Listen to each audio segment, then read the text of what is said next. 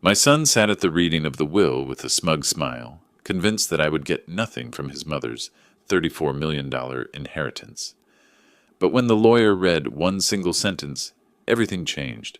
The smile disappeared from Dustin's face, and he started screaming so loudly that the walls of the office shook. Before we continue, please subscribe to the channel and let us know where you are listening in the comments. The coffee cup slipped from my fingers, shattering against the linoleum floor as Mrs. Henderson's voice rose through the thin apartment wall. "Your damn sprinklers are flooding my begonias again, Jerry." I grabbed a dish towel, kneeling among the ceramic shards. 65 years old, and still cleaning up messes that weren't entirely my fault. The automatic sprinkler system I'd installed last month had one loose joint that sent water cascading over the property line every third day. I'd tried explaining the repair schedule to my neighbor, but patience wasn't Eleanor Henderson's strong suit. The phone rang. I ignored it, focused on sopping up the spreading coffee puddle. The machine would catch it, but the ringing persisted, cutting through Eleanor's continued shouting from next door. Something about property values and inconsiderate tenants. On the fifth ring, I stood up, tossing the soaked towel into the sink. "Jerry Flores speaking." "Mr. Flores?" "This is Janet Morrison from Morrison, Welsh and Associates in Cheyenne." The woman's voice carried that careful, professional tone I had learned to recognize over the years, the kind that preceded bad news. "I'm calling regarding Brianna Elizabeth Flores." My hand tightened around the receiver. Nobody had called Brianna by her full name in my presence for 15 years. "What about her?" "Sir, I'm very sorry to inform you that Mrs. Flores passed away on Tuesday evening. The funeral service is scheduled for this Friday at 2 o'clock at Riverside Memorial Chapel." The words hit like a physical blow. I sank into the kitchen chair, its familiar creak suddenly too loud in the silence that followed. Tuesday evening, that was 3 days ago. 3 days while I'd been worrying about sprinkler systems and coffee stains. "Mr. Flores, are you there?" Yes, I'm here." My voice sounded strange, distant. "How did you get my number?" "Your name was listed in Mrs. Flores's personal effects as an emergency contact. I understand you were previously married?" "Previously married. 22 years reduced to a legal footnote." "Yes, we divorced in 2010. The words came automatically, muscle memory from various forms and applications over the years. "I see. Well, there will be a reading of the will following the service. You're named as a beneficiary, so your presence would be appreciated." Beneficiary. The word felt foreign, impossible. Brianna had built her empire after our divorce, transforming the small consulting business she'd started during our marriage into something I barely recognized from the newspaper articles. What could she possibly have left me? "Mr. Flores, will you be attending?" Through the kitchen window, I could see Eleanor Henderson examining her waterlogged begonias, hands on her hips in that stance that meant another confrontation was brewing. But her complaints seemed to come from another world now, muffled and insignificant. "The chapel?" I said slowly. "Which one did you say?" "Riverside Memorial on Grand Avenue. The service begins at 2, followed by a brief reception. The will reading is scheduled for 4:30 in our offices downtown." I found myself nodding, though she couldn't see me. "I'll be there." After hanging up, I remained in the chair, staring at the phone as if it might ring again and deliver different news. The coffee stains on the floor had already begun to set, dark rings that would need scrubbing. But I couldn't move, couldn't process the simple fact that Brianna, vibrant, stubborn, impossible Brianna, was gone. The afternoon light slanted through the kitchen window, illuminating dust motes that danced like memories I'd tried so hard to forget. As I sat there, the name Brianna Elizabeth Flores echoed in my mind, each syllable pulling me backward through time until I was standing in Murphy's Diner on a snowy February evening in 1987, watching a woman in a red wool coat argue with the manager about his hiring practices. "You're telling me you won't consider female applicants for weekend manager because women can't handle the pressure?" Her voice carried across the nearly empty restaurant, clear and uncompromising. "That's the most ridiculous thing I've heard all week." I'd stopped mid-bite of my apple pie, fork suspended halfway to my mouth. The woman had turned slightly, and I could see her profile. Sharp cheekbones, determined jaw, dark hair that caught the fluorescent light. She was magnificent in her anger, and I found myself hoping the manager would keep arguing just so I could listen to her tear his logic apart. "Ma'am, I didn't mean any offense." "Of course you didn't mean offense. You just meant to discriminate." She pulled a business card from her purse, sliding it across the counter. "When you change your mind about hiring based on qualifications rather than outdated assumptions, call me."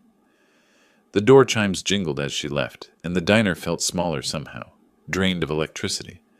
I watched through the window as she climbed into a blue Honda Civic, noting how she checked her mirrors twice before pulling into traffic. Careful, methodical, but not afraid to fight for what was right. "That one's trouble," the manager muttered loud enough for the whole place to hear. I stood up, leaving a $5 bill next to my half-eaten pie. "No," I said, surprising myself with my certainty. "That one's extraordinary." The business card lay abandoned on the counter. Brianna Chen, business consultant. I memorized the phone number before stepping into the February wind. It took me 3 days to work up the courage to call.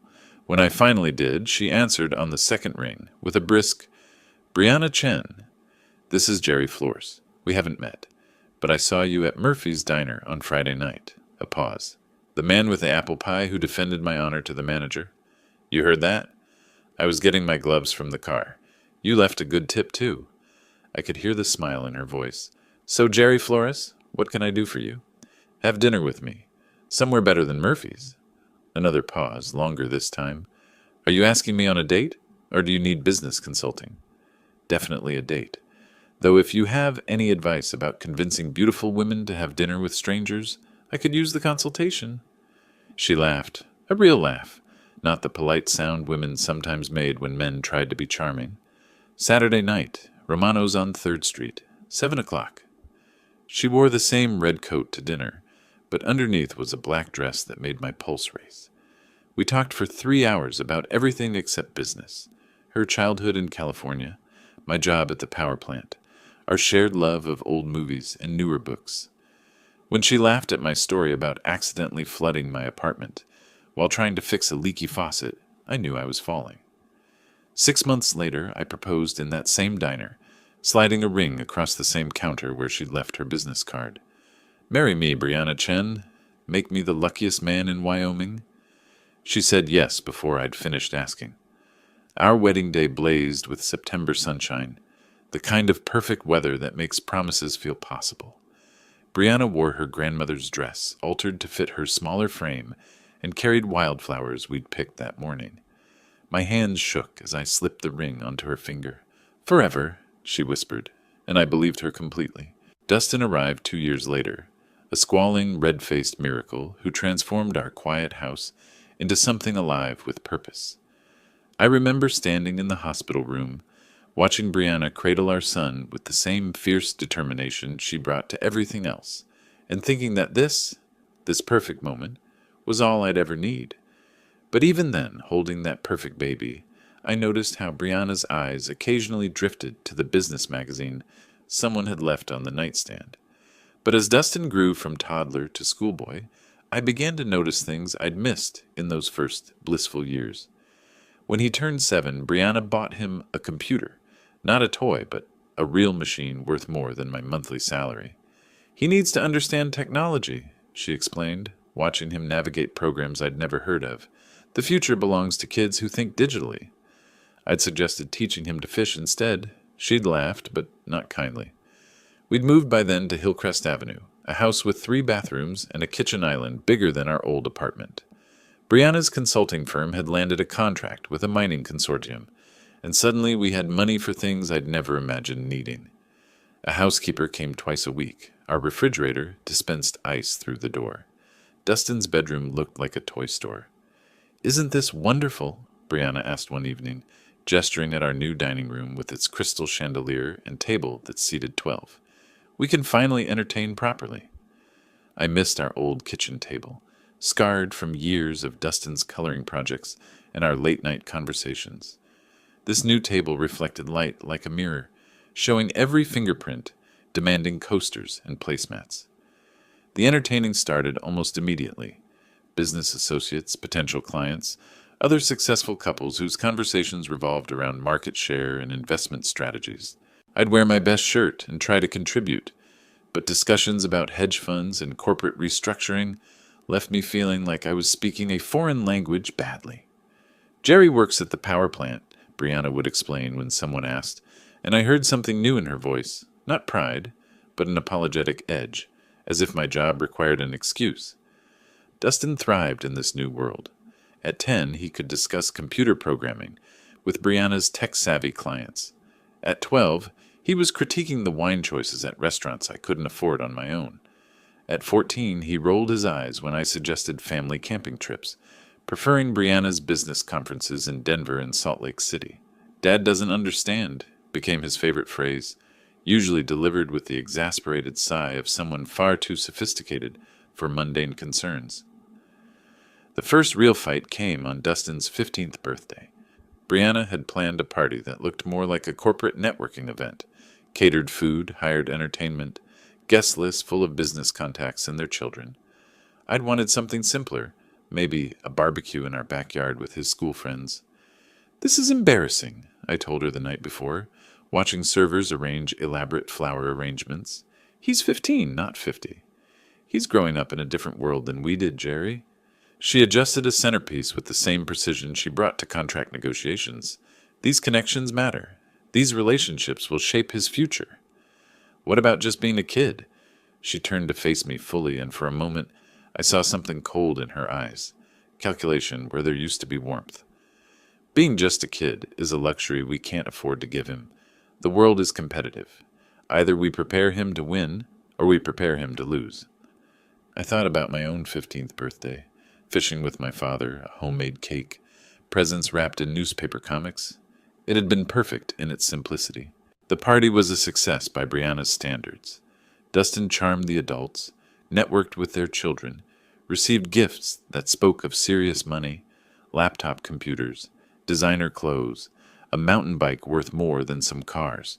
But I caught him once, standing alone by the pool, looking lost among all the sophisticated celebration. "You okay, buddy?" I asked. He straightened quickly, slipping back into the persona Brianna had helped him craft. "Of course. Why wouldn't I be?" But for just a moment, I'd seen the confused little boy underneath all that premature sophistication, and it broke my heart. That party marked the beginning of the end, though I didn't recognize it then. What followed were 10 years of slow-motion disaster, like watching a landslide from the bottom of the mountain, inevitable, destructive, and impossible to stop. Brianna's business consumed more of her time, more of her attention, more of her soul. Weekend family dinners became conference calls. Vacation plans got canceled for client emergencies. Dustin's school events competed with board meetings, and the meetings always won. "You don't understand the pressure I'm under," she'd say when I complained about missing another of Dustin's baseball games. "This business supports our lifestyle. Someone has to make the hard choices." But I understood pressure, the kind that came from keeping a power grid running, from making sure thousands of people had electricity when they flipped their switches. The difference was my pressure served something larger than myself. By the time Dustin graduated high school, he'd become a stranger to me. Brianna had groomed him into her perfect project, sharp, ambitious, dismissive of anything that didn't advance his prospects. When I suggested he consider trade school along with college applications, he looked at me like I'd suggested he become a medieval serf. "Dad, that's exactly the kind of thinking that's holding you back," he said, 17 years old, and already talking like a business consultant. "You settled for mediocrity. I won't make that mistake." The words hit like physical blows. Settled for mediocrity. As if 25 years of keeping the lights on for our community meant nothing. As if being a steady, present father was somehow shameful. College made everything worse. Dustin chose business school, Brianna's alma mater, naturally, and came home for holidays full of theories about market dynamics and personal optimization. He looked at our house, our life, our values, with barely concealed contempt. "You could do more, Dad," he'd say, as if my contentment was a personal failing. "Mom started with nothing and built an empire. You've had the same job for 20 years.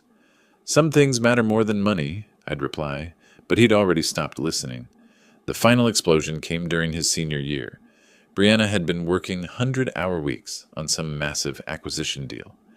I'd been handling everything at home: grocery shopping, laundry, the mundane tasks that kept life running. When she missed Dustin's graduation because of a client crisis, I finally said what had been building for years. "This is enough, Brianna. Family has to come first sometimes." She stood in our kitchen, that crystal and granite shrine to success, still wearing her business suit at midnight, checking emails on her phone.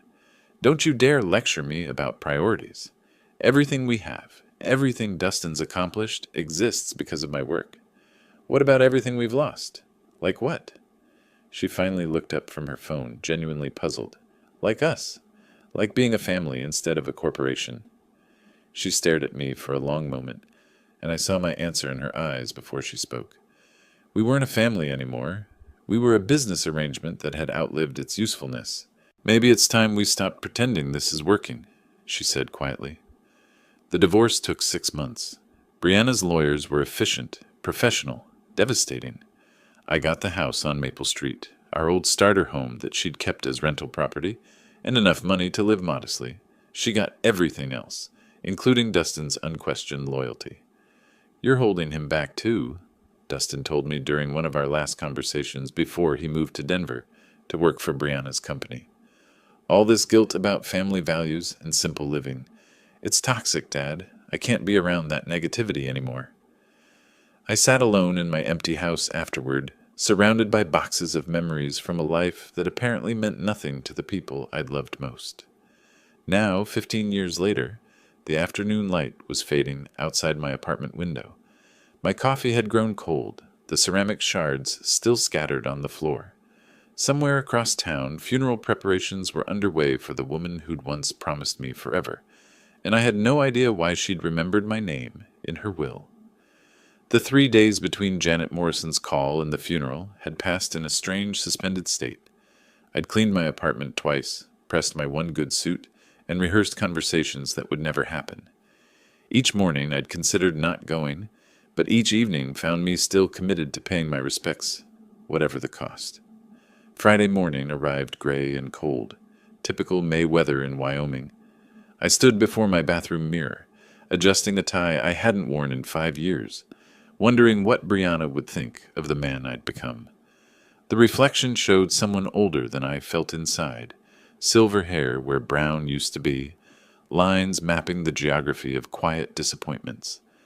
The drive to Riverside Memorial Chapel took 20 minutes through neighborhoods that told the story of Rock Springs' economic divide.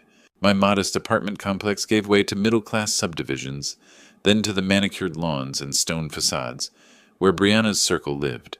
The chapel sat on a hill overlooking the town, its Gothic architecture suggesting permanence and prosperity.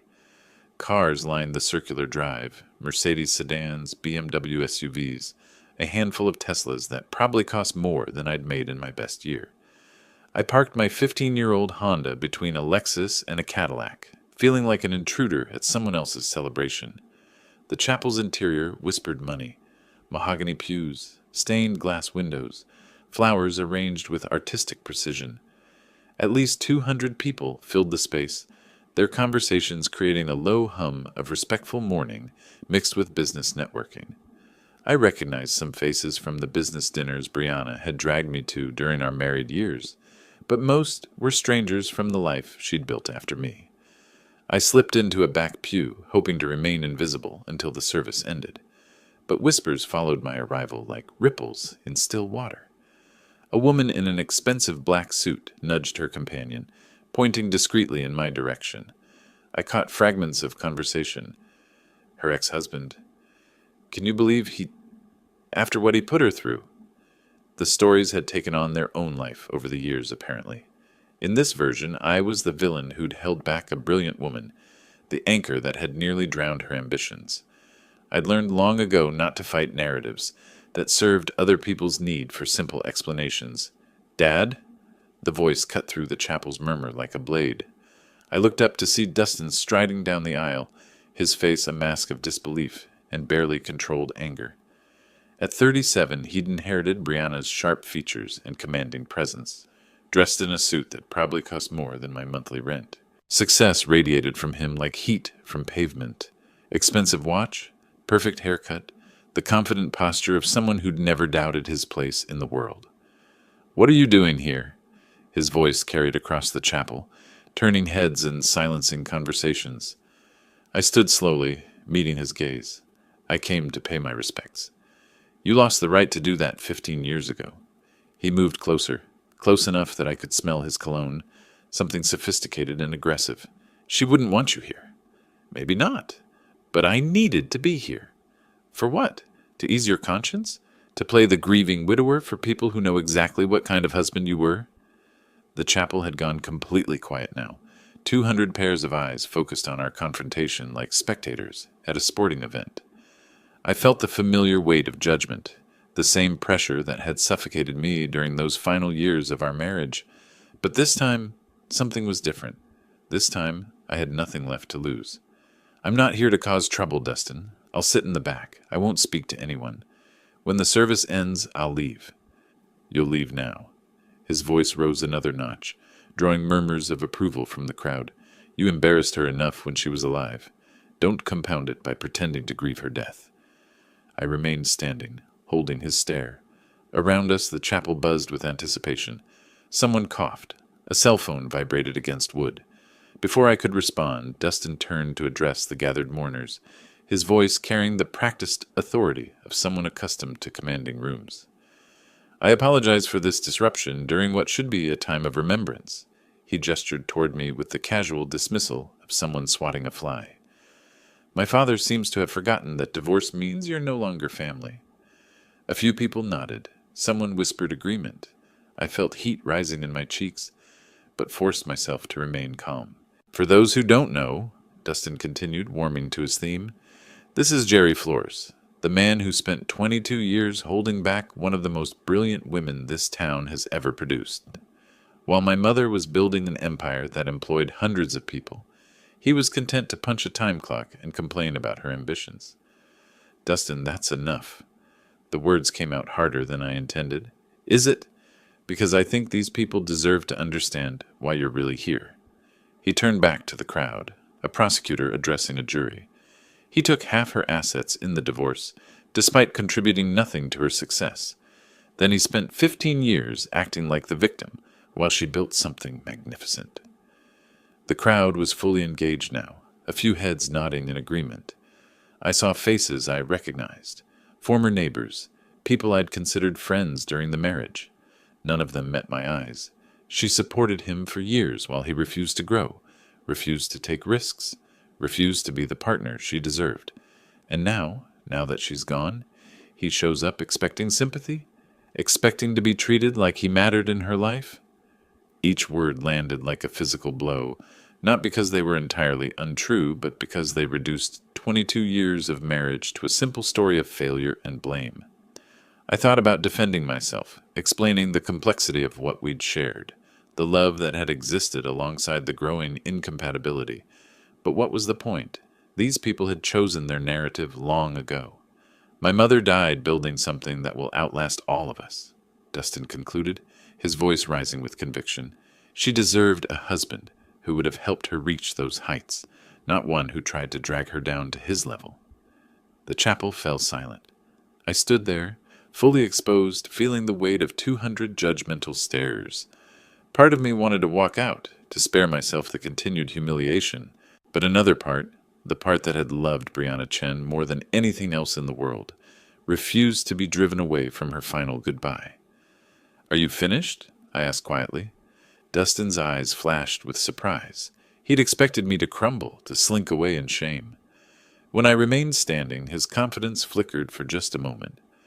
"I loved your mother for 40 years, I said, my voice carrying clearly through the silent chapel. 22 of them as her husband, 18 more as someone who wished her well, despite everything that went wrong between us. I'm not here to make claims or demand recognition. I'm here because, once upon a time, we made promises to each other that mattered, and I choose to honor that memory." I sat back down, folding my hands in my lap. Around me, the silence stretched uncomfortably. Dustin stood frozen in the aisle, apparently unprepared for resistance to his public trial. "The service will begin in 5 minutes," someone announced from the front of the chapel, the funeral director, probably, trying to restore order to his carefully orchestrated event. Dustin shot me one final look of contempt before striding toward the front pew, reserved for family. As conversations gradually resumed, I caught fragments of continued gossip. Nerve of some people. Poor Dustin having to deal with this. Should have stayed home. But I stayed. Through the eulogy that painted Brianna as a visionary who'd overcome obstacles to achieve greatness. Through the readings from business associates who spoke of her leadership and innovation. Through the musical selections that emphasized triumph over adversity. When it ended, people filed past offering condolences to Dustin while pointedly ignoring me. I waited until the chapel had mostly emptied before standing to leave. "Mr. Flores?" A man in an expensive suit approached, middle-aged, professional, carrying a leather briefcase. "Dan Morrison from Morrison, Welsh and Associates. Could I have a word?" As the last hymn faded and the funeral director stepped forward with closing remarks, I felt the familiar weight of exhaustion settling over me like a heavy coat. The ordeal was nearly over. In a few minutes, I could slip out through the side door, drive home to my quiet apartment, and try to forget this entire humiliating experience. Around me, people were gathering their things, purses, programs, the subtle restlessness that signals a formal event's end. Dustin stood near the front, accepting condolences with the practiced grace of someone accustomed to being the center of attention. A few people glanced my way, but most had already dismissed me as irrelevant to the day's proceedings. I was reaching for my jacket when a voice stopped me. "Mr. Flores?" Dan Morrison approached with measured steps, his expensive suit impeccable despite the long ceremony. Up close, he looked younger than I'd expected, maybe 50, with sharp eyes behind wire-rimmed glasses, and the kind of confident bearing that came from years of handling wealthy clients' affairs. "I'm sorry for your loss," he said, extending his hand. "Dan Morrison, Morrison, Welsh and Associates. We spoke briefly after the service. Thank you." I shook his hand, noting the firm grip and direct gaze. "The service was very nice. Brianna would have appreciated it." "Indeed. She was quite specific about her final arrangements." He paused, glancing around the emptying chapel. "I wonder if I might have a word with you and Dustin. There are some matters we need to discuss regarding Mrs. Flores's estate." Before I could respond, Dustin appeared at my shoulder, his expression shifting from practiced grief to alert interest. "Dan! Finally! I was wondering when we'd handle the business side of things." "Of course, Dustin. These matters require careful attention." Dan's voice carried the measured tone of someone accustomed to delivering important news. "I'd like both of you to come to my office for the reading of your mother's will." "Both of us?"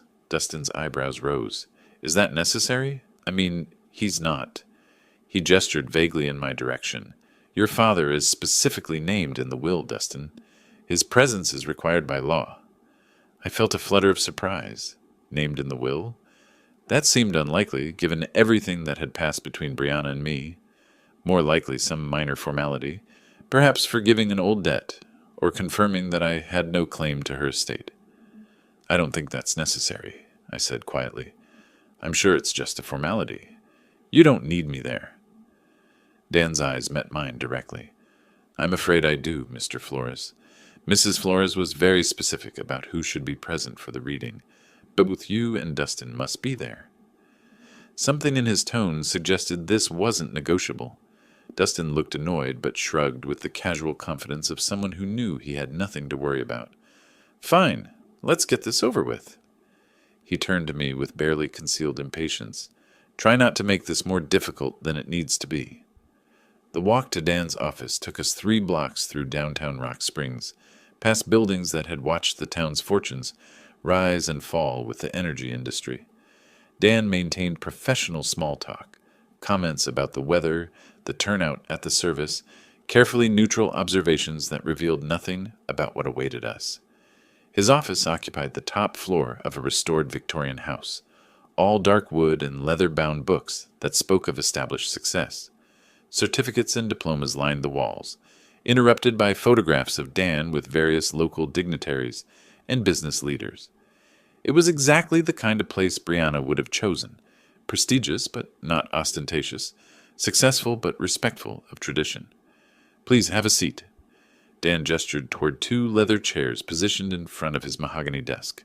Dustin claimed the chair closest to Dan, leaving me the one slightly to the side, which felt appropriate given my peripheral status in these proceedings. Dan settled behind his desk and opened a thick file folder, extracting several legal documents with the careful precision of someone who'd performed this ritual countless times. The afternoon light slanted through tall windows, illuminating dust motes that danced like tiny spirits in the suddenly quiet room. Before we begin, Dan said, adjusting his glasses, I want to express my condolences again. Brianna was not only a valued client, but someone I considered a friend.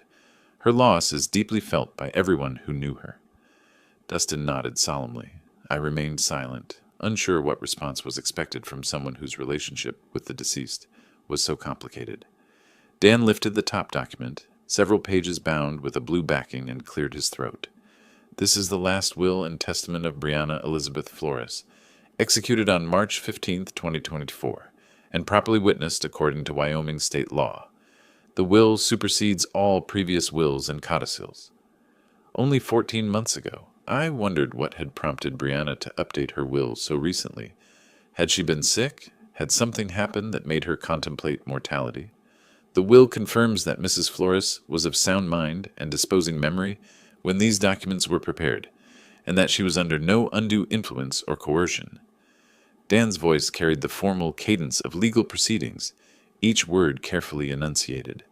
Dustin leaned forward slightly, his hands clasped together. I could see the anticipation in his posture, a man preparing to claim his inheritance, to finally step fully into the empire his mother had built. Dan turned to the second page of the will, his reading glasses catching the afternoon light as he continued in his measured professional tone. I hereby make the following specific bequests and devises, he read, his voice steady and clear. To my beloved son, Dustin Michael Flores, I leave the family home at 847 Hillcrest Avenue, along with all furnishings, artwork, and personal property contained therein. Dustin smiled, a satisfied expression spreading across his face. The Hillcrest house was worth at least $800,000, a substantial property with mountain views and enough space to entertain business associates properly. Additionally, Dan continued, I bequeath to Dustin the sum of $500,000 to be transferred from my primary investment account within 60 days of probate. $500,000, plus the house. I watched Dustin's reaction carefully, noting how his smile flickered slightly around the edges. He was pleased, certainly, but I could see him calculating in his head. $500,000 was significant money, but Brianna's business empire was worth far more than that. Where was the rest? Where was the company? That's wonderful, of course, Dustin said, his voice carrying a note of uncertainty he was trying to mask. But what about Mom's business interests? The company? Dan set down the first page and lifted the second, his expression remaining professionally neutral. I'm continuing with the specific bequests, Dustin. Please allow me to finish reading the relevant sections. I shifted in my chair, feeling increasingly like an intruder, witnessing a private family moment. $500,000 was more money than I'd see in several lifetimes. Combined with the house, Dustin was receiving an inheritance that would set him up comfortably for years.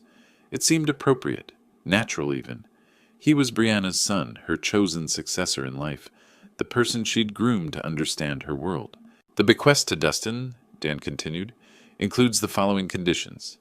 The inheritance is contingent upon his continued employment with Flores Consulting Solutions for a minimum of 2 years following the date of this will's execution, or until such time as the company is sold or dissolved. Now Dustin looked genuinely confused. Conditions? What kind of conditions? And what do you mean, until the company is sold? Who would sell it? I'm reading the will as written, Dustin. These are your mother's words, not mine. A tension I hadn't noticed before began to creep into the room. Dustin's confident posture shifted slightly, his hands unclenching and reclenching in his lap. I found myself leaning forward despite my intention to remain detached from these proceedings. Let me understand this clearly. Dustin said, his voice taking on an edge I recognized from our confrontation at the chapel. I get the house and 500,000, but there are strings attached. And you're talking about the company being sold? That doesn't make sense. Mom would never sell the company. It was her life's work. Dan removed his glasses and cleaned them carefully, a gesture that seemed designed to give everyone a moment to process what they'd heard. When he replaced them, his gaze moved between Dustin and me with an expression I couldn't quite read. Your mother's will contains additional provisions that address the disposition of her remaining assets, he said quietly. The company, her investment portfolio, and several other significant holdings. Well then, let's hear them, Dustin demanded, his patience clearly wearing thin. What are these other provisions? I watched this exchange with growing unease. Something about Dan's manner suggested that we were approaching territory none of us were prepared for. The careful way he was parsing his words, the slightly apologetic tone creeping into his voice, it reminded me of the way doctors spoke when they had difficult news to deliver. Before I continue, Dan said, settling back in his chair, I want to emphasize that these documents represent Mrs. Flores's final, considered wishes. They were prepared after extensive discussion and consultation, and she was adamant about their contents. The room fell silent except for the tick of an antique clock on Dan's bookshelf.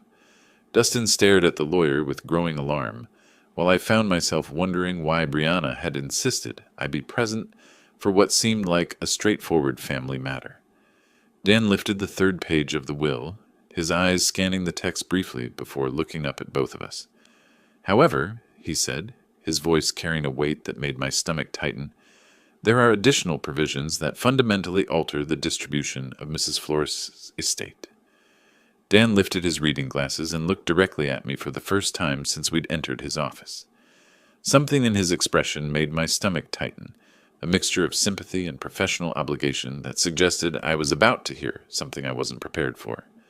However, he continued, his voice taking on additional weight, the will contains provisions for the disposition of Mrs. Flores's remaining assets, which constitute the majority of her estate. Dustin leaned forward even further, his hands gripping the armrests of his chair. Finally, let's hear about the company and the rest of her investments.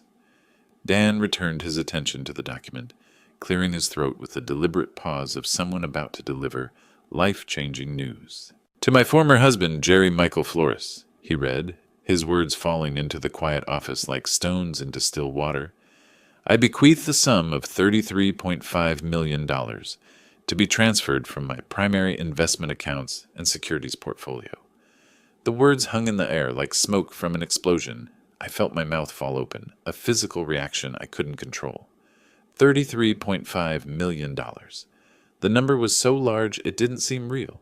Didn't seem to apply to someone like me sitting in a lawyer's office in Rock Springs, Wyoming. There must be some mistake, I managed to say, my voice sounding strange and distant. Did you say 33 million? 33.5 million, yes. Dan's tone remained professionally neutral, but I caught something in his eyes. Not surprise, but the careful observation of someone watching expected chaos unfold. Dustin's face had gone completely white, then flushed red, as if his blood couldn't decide which direction to flow. What did you just say? Additionally, Dan continued reading, apparently determined to deliver the complete bombshell, I transferred to Jerry Flores, controlling interest in Flores Consulting Solutions, including all subsidiary companies, real estate holdings, and business assets. This transfer includes 65% ownership of all corporate entities and appointment as chairman of the board of directors. I couldn't breathe. The room seemed to tilt sideways, as if the laws of physics had suddenly changed their minds about how the world should work. Controlling interest in Brianna's company, the empire I'd watched her build from nothing, the business that had eventually consumed our marriage, the source of wealth that had made me feel so inadequate. She was giving it all to me. This can't be right. My voice came out as barely a whisper. There has to be some error in the documentation. I assure you, Mr. Flores, there is no error. Dan removed his glasses again, cleaning them with methodical precision. These documents were prepared under Mrs. Flores's direct supervision. She reviewed every word multiple times and confirmed these were her exact wishes. Dustin shot to his feet so abruptly his chair rolled backward, and struck the wall. This is impossible? She wouldn't. She couldn't. He turned to stare at me with an expression of pure disbelief, mixed with something darker. What did you do? How did you manipulate her? I didn't do anything, I said weakly, still trying to process the impossibility of what I'd just heard. I haven't spoken to your mother in 15 years. Bullshit! The word exploded from Dustin like a gunshot. People don't just give away $33 million to their ex-husbands for no reason. You must have gotten to her somehow. Convinced her when she was sick, when she wasn't thinking clearly. Dan's voice cut through Dustin's rising hysteria with professional authority. I can assure you that Mrs. Flores was of completely sound mind when she executed these documents. She underwent a thorough mental competency evaluation, specifically to prevent any future challenges to the will's validity. I sat frozen in my chair, watching this scene unfold as if it were happening to someone else. The numbers Dan had read, $33.5 million, controlling interest in a multi-million-dollar company, belonged in a different universe than the one where I worried about grocery bills and car repairs. But why? I asked, the question emerging from some deep place of confusion and disbelief. Why would she do this? Dan gathered the will documents into a neat stack, his movements careful and deliberate.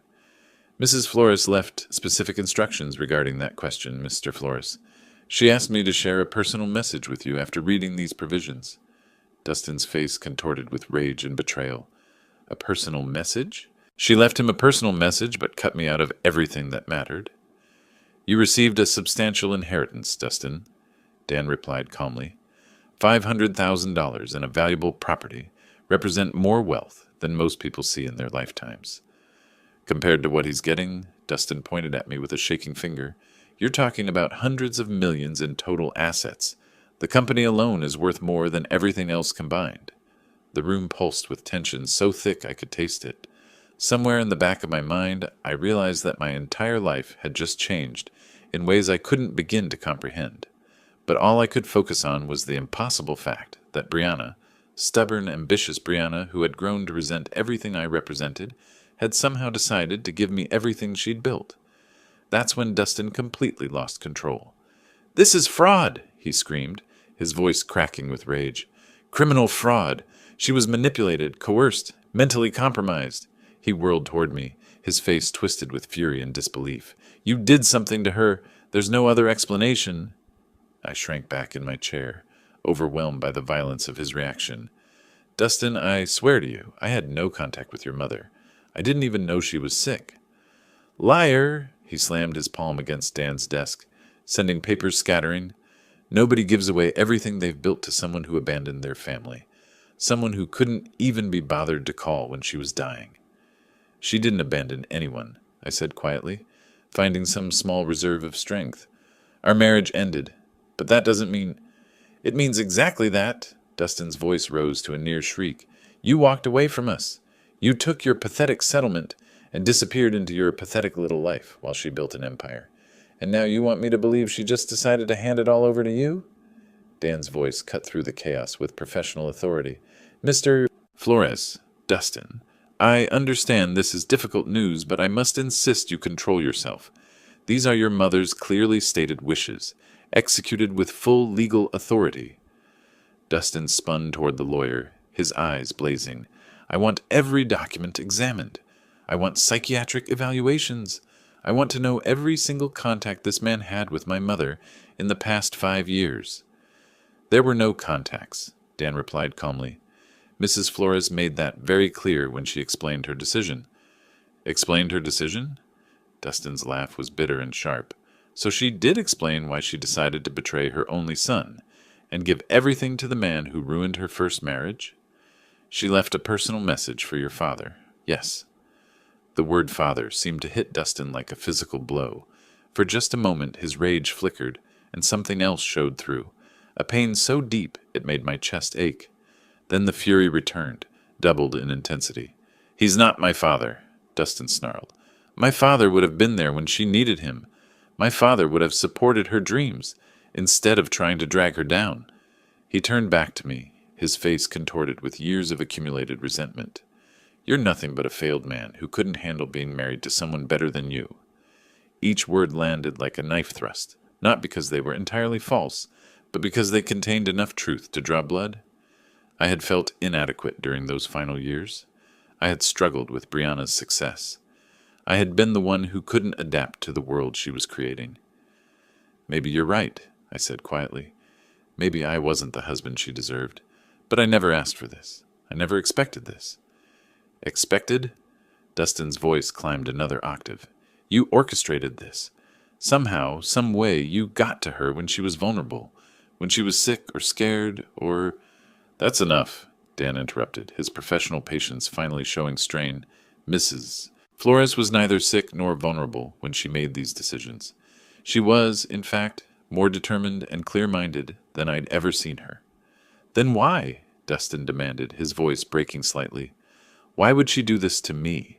I was everything she wanted me to be. I worked for her company. I lived the life she planned for me. I became the son she could be proud of." The pain in his voice cut through my own shock. Despite everything, the years of hostility, the public humiliation, the bitter accusations, I saw him clearly for a moment. A man who had spent his entire adult life trying to earn his mother's approval, only to discover she'd given her ultimate validation to someone else. "She left a message explaining her reasoning," Dan said gently. "Would you like me to read it?" Dustin's hands were shaking now, his whole body vibrating with suppressed rage and grief. "A message? She couldn't explain it to my face, but she left a message for him?" "The message addresses both of you, actually. It was meant to be shared after the will reading." I found my voice, though it came out hoarse and uncertain. Maybe we should hear what she had to say." Dustin's eyes locked on mine with pure hatred. "You have no right to make decisions here. You have no right to any of this." But even as he spoke, I could see the desperate need in his expression, the need to understand why his mother had chosen to shatter everything he'd believed about his place in her world. Dan was already reaching for another envelope, one with personal message, written across it in Brianna's familiar handwriting. Dan raised his hand, commanding silence with the authority of someone accustomed to controlling emotional courtrooms. "Enough, both of you." His voice cut through the tension like a blade. "Before this goes any further, I have something that will explain everything." He opened the manila envelope with Brianna's distinctive handwriting across the front, extracting several pages of cream-colored stationery. Brianna knew this moment would be difficult. She asked me to read this personal message after the will was announced. Dustin slumped back into his chair, his rage momentarily displaced by desperate curiosity. I remained frozen, afraid to hope for understanding, but desperate for any explanation that might make sense of this impossible situation. Dan cleared his throat and began reading in Brianna's own words. "My dearest Jerry, if you're hearing this, it means I'm gone, and you're probably sitting in Dan's office, wondering if the entire world has lost its mind. I can picture your face, that expression you used to get when I'd rearranged the living room furniture without warning. Confused, but trying to be polite about it. Despite everything, I felt my lips curve into the ghost of a smile. She'd captured that expression perfectly, and somehow hearing her voice through Dan's reading made her feel present in the room. I know this inheritance comes as a shock. I know you're probably thinking there's been some terrible mistake, that you don't deserve this money, or this responsibility. But Jerry, you're wrong. You deserve every penny, and I'm going to tell you why." Dan paused, glancing up at both of us before continuing. "I never stopped loving you. Not during our worst fights, not during the divorce proceedings, not during these 15 years of stubborn silence. I was angry with you for not understanding my ambitions, but I was angrier with myself for choosing those ambitions over our marriage. You tried to save us, Jerry. You begged me to find balance, to remember what mattered. I was too proud and too afraid to listen." The words hit me like physical blows. I felt tears starting, hot and unexpected, as decades of guilt and regret crystallized into this moment of impossible absolution. "Dustin," the message continued, and I saw my son's head snap up at hearing his name. "My beautiful, brilliant boy. I know you're furious right now, probably convinced your father somehow manipulated me. But, sweetheart, you're not ready for this inheritance. Not yet." Dustin's face went white, then red, cycling through emotions too quickly to track. You've lived your entire adult life in the shadow of my success, accepting the benefits without understanding the responsibility. You've never had to build something from nothing, never had to make the hard choices that wealth requires. More importantly, you've spent 15 years hating a good man for crimes he never committed. That's not true, Dustin whispered, but his voice lacked conviction. Dan continued reading. Jerry taught me about character, about integrity, about the kind of strength that doesn't need to prove itself through cruelty or judgment. I forgot those lessons when I chose money over marriage, business over love, but I never forgot the man who taught them to me. I was crying openly now, not caring how it looked. Brianna's words were rebuilding something inside me that I'd thought was permanently broken, the sense that I had value, that my quiet life of dignity and service meant something. Dustin, you have received enough to live comfortably and explore who you might become without the weight of unlimited wealth. Learn to build something yourself. Learn to value people over profit. Learn to forgive your father for the crime of being human and imperfect. Dustin made a sound like a wounded animal, but whether from rage or pain I couldn't tell. Jerry, you're inheriting more than money. You're inheriting the chance to do what I should have done, to use wealth as a tool for good, rather than a weapon for proving superiority.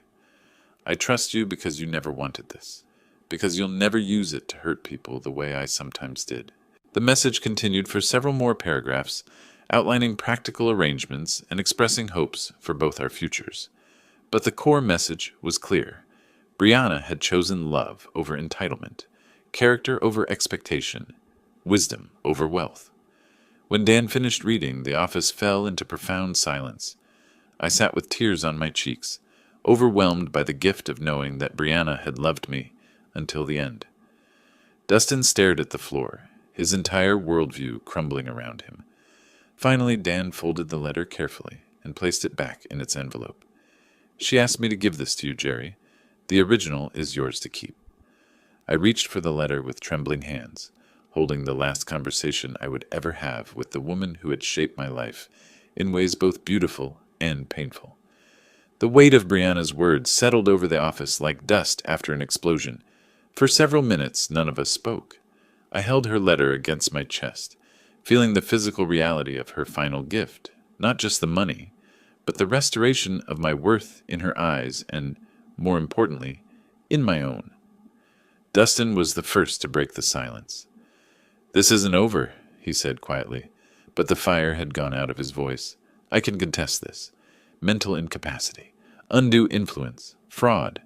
There are ways to challenge a will.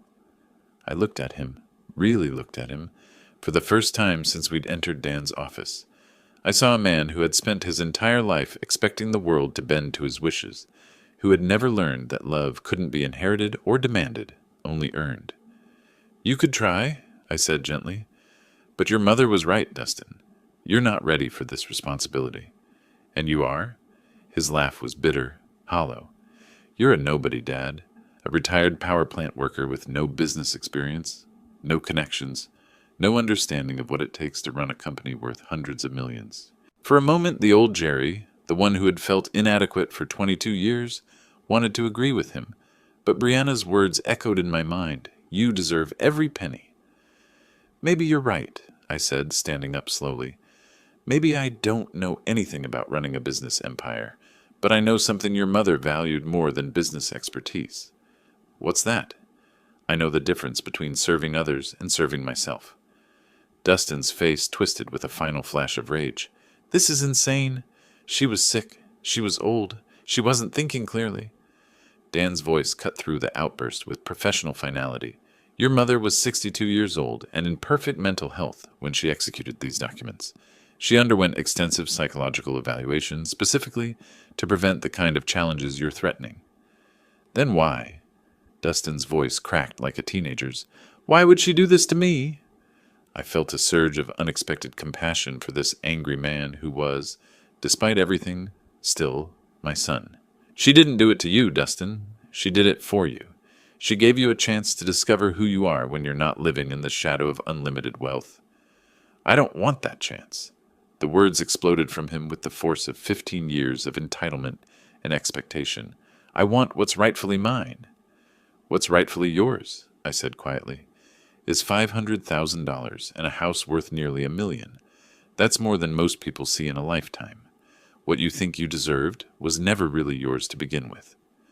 Dustin stared at me for a long moment, and I saw him realize that something fundamental had changed. The man he'd publicly humiliated that morning, the father he'd dismissed as a failure, was no longer asking for his approval or understanding. "You think you've won?" he said, gathering his coat with shaking hands. "You think this makes you some kind of hero?" "No," I replied, and I felt the truth of it in my bones. "I think it makes me responsible." He stood at the office door for a moment, seeming smaller than when he'd entered. "This isn't finished." "Yes, it is," I said gently. "This finished the moment your mother made her choice. The only question now is what you do with the life she's given you." He left without another word, the door closing behind him with a soft click that seemed to echo in the sudden quiet. Dan began organizing papers on his desk, the rustle of documents returning us to practical reality. There will be paperwork to complete, accounts to transfer, board meetings to schedule. The company's current management team is excellent. They can help you transition into your new role. I nodded, still processing the magnitude of what had happened. "Dan, can I ask you something?" "Of course." "Did she really love me, even after everything that went wrong between us?" He smiled, the first genuine smile I'd seen from him all day. "Jerry, she talked about you every time we met. Not about the divorce, not about the problems, about the man who taught her that success without character is just expensive failure." I walked out of that office a different man than the one who had entered. The afternoon sun felt warmer, the air cleaner. I had work to do, responsibilities to embrace, a company to learn about and improve. But for the first time in 15 years, I felt worthy of the challenge. Justice, I realized, wasn't about revenge or vindication. It was about recognition. The recognition that character matters more than credentials, that patience outlasts entitlement, and that love, real love, never truly dies. Brianna had seen all of that, and in her final act, she had given me the chance to prove her right. If you like this story, please like this video, subscribe to the channel, and share your impressions of this story in the comments. To listen to the next story, click on the box on the left. Thank you for watching.